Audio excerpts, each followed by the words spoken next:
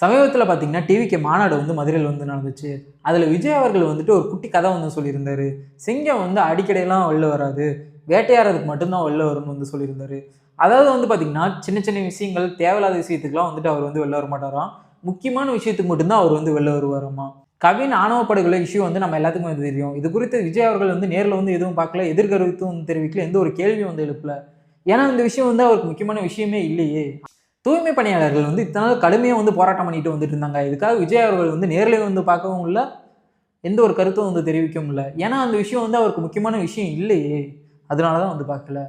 ஏன் இது எல்லாத்தையும் கூட விட்டுருங்களேன், அவரோட சினிமா ஃபீல்டிலே இருக்க கமலஹாசன் அவர்களுக்கு வந்து ஒரு பிரச்சனை நடந்துச்சு கர்நாடகாவில். அவரோட படத்தை வந்து ரிலீஸ் பண்ண விட மாட்டான்னு வந்து சொல்லிட்டு இருந்தாங்க. அதுவும் எதுக்காக? தமிழ் மொழியோட வரலாற்று உண்மையை வந்து சொன்னதுக்காக. இங்கே தமிழ்நாட்டில் தமிழக வெற்றி கழகம்னு பேரை வச்சுட்டு தமிழ் மொழிக்கும் கூட ஆதரவு கொடுத்து பேசாமல் இருந்திருக்காரு. ஏன்னா அது அவருக்கு முக்கியமான விஷயமே இல்லையே. அவரே வந்து தெளிவா வந்து சொல்லிட்டாரு, சிங்கம் வந்து அடிக்கடியெல்லாம் வெளில வராது, வேட்டைக்கு மட்டும்தான் வெளில வரும்னு சொல்லிட்டாரு. அதாவது சிங்கத்துக்கு வந்து ஏன் வேட்டையாடணும்னு தோணுது? தனக்கு பசிக்குது, தனக்கு தேவை இருக்கு, அதனால வந்து வெளியே வந்து வேட்டையாடுது. அதே மாதிரி தான் விஜய் அவர்களுக்கு வந்து சினிமாவில் சம்பாதிச்சது வந்து பத்தல, தனக்கு தேவை இருக்கு, அதனால வந்து அரசியல் வந்து சம்பாதிக்கிற மாதிரி தான் எனக்கு அர்த்தம் புரியுது.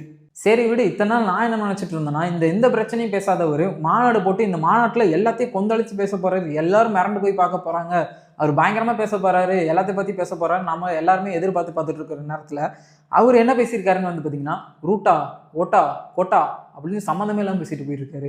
விஜய் ரசிகர்கள் ஒன்று மட்டும் புரிஞ்சுவாங்க, திரைக்கவர்ச்சி வேற, ரியாலிட்டி வேற.